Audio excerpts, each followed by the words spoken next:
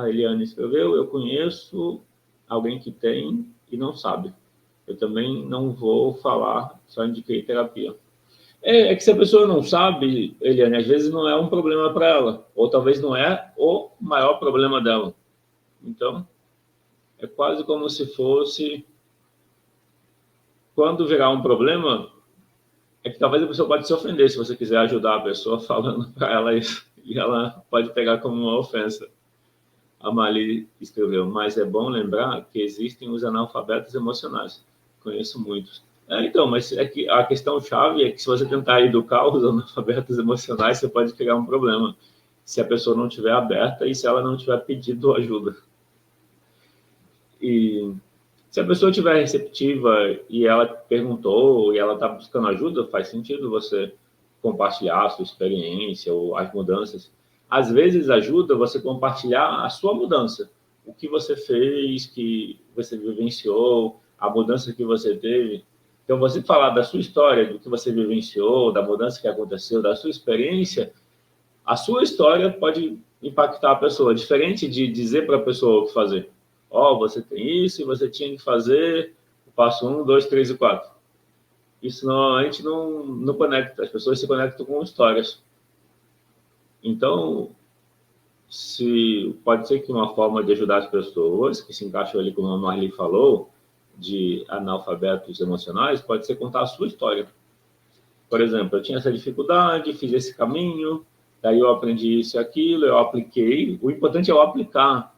Muitas vezes as pessoas pulam a etapa do aplicar, ou nem passam perto. Porque não basta só entender e guardar aqui, se não aplicar, ou não muda ou vai levar muito tempo para mudar. Mas se a gente pratica a autoaceitação, o autocuidado, o diálogo interno, apoiador, se você praticar isso, você já sente uma mudança positiva. E aí é um processo, camadas, você vai ajustando, vai aprendendo com o que acontece. Ou seja, na aula de hoje, que é a aula 13, onde o foco é entender a relação da baixa, dentro da consideração, na relação com os outros, a consideração como o segundo pilar da identidade. Dentro desse contexto, baixa autoestima quer dizer pouca consideração consigo. A pouca consideração consigo mesmo vai refletir na relação com os outros. Porque você pode colocar um peso nos outros e esse peso prejudicar a relação. Qual é o peso? Ficar esperando que as pessoas façam algo por você. Ou seja, se a gente entra nos relacionamentos esperando receber algo das pessoas, esse esperar receber, algumas vezes, é sentido de uma forma desconfortável e as pessoas se afastam. Quando a gente cuida da gente, a gente fica mais em paz com a gente e dá espaço para as pessoas serem elas mesmas. A Eliane escreveu: é igual emagrecer. A maioria quer remédios mágicos, mas não quer mudar por dentro. Isso. E geralmente a questão do emagrecer tem a ver com o hábito, tem a ver com as emoções. Quando a gente está triste, a gente sente mais fome, não é? Não dá vontade de comer chocolate, comer doce, não dá mais fome quando está com uma tristeza. É como se o corpo precisasse acumular energia para se preparar para um desafio. Então, isso reforça a importância de compreender as emoções e lidar com elas positivamente. Conectando, então. Então, até aqui foi entender a baixa autoestima como falta de consideração por si e entender que na relação com o outro, para ter consideração com o outro e ter uma relação saudável, é importante ter consideração por si. A consideração por si você pode entender como a autenticidade, que foram as 10 primeiras aulas. E aqui eu estou trazendo o olhar que a baixa autoestima é essa baixa consideração por si. E a baixa autoestima vai afetar os relacionamentos, porque você vai esperar que o outro faça por você. E você pode estar muito disponível para as relações e não se sentir valorizado. Mas entenda que as relações refletem como a gente se trata. Se eu não me valorizo, se eu me estimo pouco, eu vou sentir isso vindo dos outros. Se eu rejeito o meu eu emocional, eu vou me sentir rejeitado nas relações. Daí não basta só eu sair, me afastar das pessoas, porque as próximas vão me trazer a mesma coisa, mas porque está em mim. Elas estão refletindo algo que eu estou fazendo comigo mesmo. A Marli escreveu: eu tenho dificuldade em estar, mesmo sabendo que tenho condições de pagar. Me sinto com baixa. Tenho dificuldade em estar, mesmo sabendo que tenho condições de pagar, me sinto com baixa. Acho que faltou algumas palavras, Marli. Ou tenho dificuldades em estar, parece que faltou uma palavra ali no meio. Estar devendo. Ah, entendi. Dificuldade de estar devendo. Às vezes é um aprendizado. Pode ser um aprendizado. Ou a questão pode ser olhar para essa dificuldade. Se você pensar como uma tristeza, como um medo, e dialogar, conversar com essa dificuldade. Porque às vezes a gente se condicionou positivamente.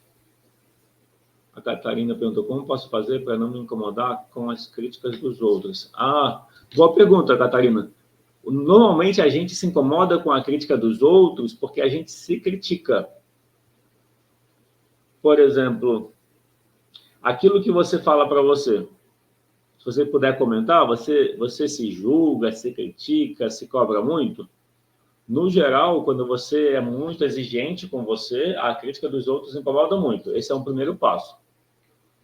Um segundo passo é assim: quando você espera a aprovação dos outros, quando vem uma crítica, isso dói muito. Porque a crítica toca na dor, na ferida emocional. Acho muito certo. Acho muito certo. Você se critica ou se julga? Aí eu não entendi a resposta. Então, esse acho-me muito certo é você não se critica e não se julga, é isso? De modo geral ou só na situação que a crítica vem? Às vezes a gente...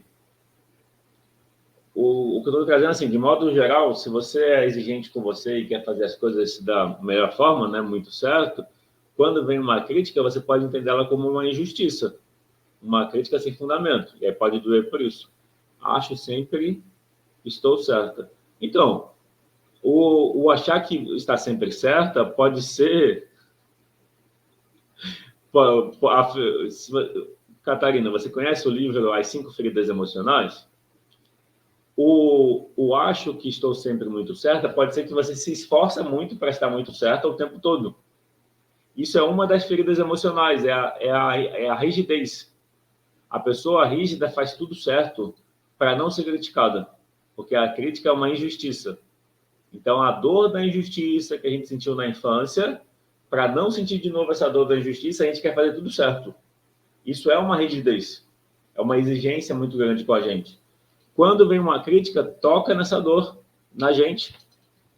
Ou seja, a crítica toca na nossa ferida da injustiça. A ferida da injustiça é a tristeza. E a pessoa que tem a ferida da injustiça quer fazer tudo certo, se esforça para fazer tudo certo. Quando vem uma crítica e você se esforça para fazer as coisas certas, e você sabe que dá certa, isso incomoda. Por quê? Porque você se esforça para fazer certo as coisas. E a crítica vem como uma injustiça. O que eu estou trazendo é o incômodo, você pode entender ele como: existe uma dor em mim que eu ainda não estou cuidando. Você não precisa conviver com a pessoa, mas você pode aproveitar o incômodo e perceber: existe uma dor em mim. Independente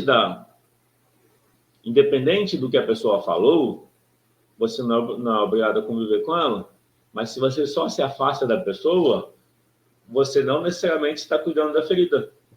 Como fazer para curar essa ferida? Se manter em contato com ela é um passo importante. A gente foge. O comum é fugir da ferida. A ferida é a tristeza. Então, a tristeza é a dor emocional, que é a ferida. E então, a tristeza pela injustiça, ela continua na gente. Lá na infância, a gente se sentiu injustiçado. Essa dor não necessariamente foi resolvida. A gente só escondeu da gente. A dor continuou ali. Como resolver com essa dor? Quando você sentir ela, respira nela, fica nela um pouco, por mais desconfortável que seja. Não tenha pressa de sair do contato do desconforto. E observa como você conversa com esse desconforto. Geralmente a gente quer fugir do desconforto e quer se distrair para esperar o desconforto passar. Só que esse desconforto que passa, ele foi só para o fundo do baú, assim, para o fundo do inconsciente. Ele vai esperar a próxima injustiça, a próxima situação para ser ativado e chamar a sua atenção para cuidar dele.